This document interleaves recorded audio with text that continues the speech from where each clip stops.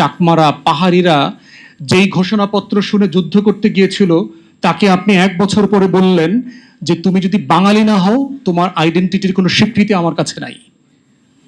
তাহলে ওই যে ফ্রি, ইনক্লুসিভ, ডেমোক্রেটিক রিপাবলিকের কথা বললেন, সেই রিপাবলিকের প্রত্যেকটা এসেন্স এন্ড প্রিন্সিপালের সাথে এই 4টা মূলনীতি যায় না সিম্পলি। কারণ এখানে অবাঙালিরাও যুদ্ধ করেছে। 16ই ডিসেম্বর এই স্বাধীন বাংলায় উর্দুভাষী মুক্তিযোদ্ধারা বিজয় মিছিল নিয়ে 32 নম্বরে গিয়েছে এবং তাদেরকে গুলি করে আমার সোনার বাংলার মুক্তিযোদ্ধারা হত্যা করেছে। উর্দুভাষী মুক্তিযোদ্ধা। চাকমাদেরকে শেখ মুজিব বলেছিল বাঙালি হয়ে যাওয়ার জন্য। তাহলে আপনি এই রাষ্ট্রটা তৈরি করলেন যেই প্রিন্সিপালের উপরে ভিত্তি করে 72-এর সংবিধান তার প্রত্যেকটা প্রিন্সিপালের কুঠারে আঘাত করেছে। তাহলে এই সাবস্টেন্স দিয়ে আপনি এই রাষ্ট্রটাকে ইনক্লুসিভ কিভাবে ধরে রাখবেন? আপনি মানে গণতন্ত্র রাখবেন, আপনি আবার সমাজতন্ত্র রাখবেন, এবং রেখে কি হয়েছে দেখেন, কোন গণতন্ত্র হয়েছে। আপনার 72-এর সংবিধানে গণতন্ত্র ছিল, কিন্তু 73-এর নির্বাচনে তো আমরা গণতন্ত্র দেখি নাই। 73-এর নির্বাচনে তো আমরা কোনো গণতন্ত্র দেখি নাই।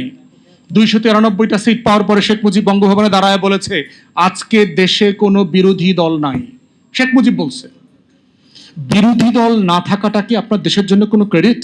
গণতন্ত্রের জন্য ক্রেডিট? জাসদের শত শত এমপি ক্যান্ডিডেটকে পিটায়া এলাকা ছাড়া করে দিয়েছে, কয়েক ডজনকে হত্যা করেছে, ইলেকশন করতে দেয়নি। তাহলে আপনারা কেন, কিসের জন্য বললেন গণতন্ত্রের কথা? এটাই তো মুক্তির লড়াইতে ছিল। আপনি বলছেন যে সমাজতন্ত্র থাকবে, আবার বলছেন যে গণতন্ত্র থাকবে। গণতন্ত্রের সাথে তো উদার নৈতিক ক্যাপিটালিজম, পুঁজিবাদী সমাজের বৈশিষ্ট্য আছে, সংবিধানে বলা আছে যে একটা ফ্রি এন্টারপ্রাইজ থাকবে। কিন্তু সেখানে আপনি দেখলাম যে 72-এর পরে, 73-এর পরে বাংলাদেশের সব প্রাইভেট এন্টারপ্রাইজ, পাটকল, ঝুটমিল সবকিছুকে ন্যাশনালাইজ করে ফেললেন। এই ন্যাশনালাইজেশন কিন্তু আমার মুক্তির লড়াইয়ের সাথে কনসিস্টেন্ট ছিল না তো। তাহলে এইভাবে 72-এর সংবিধান আমার মুক্তির লড়াইয়ের প্রত্যেকটা আকাঙ্ক্ষার সাথে বেইমানি করেছে।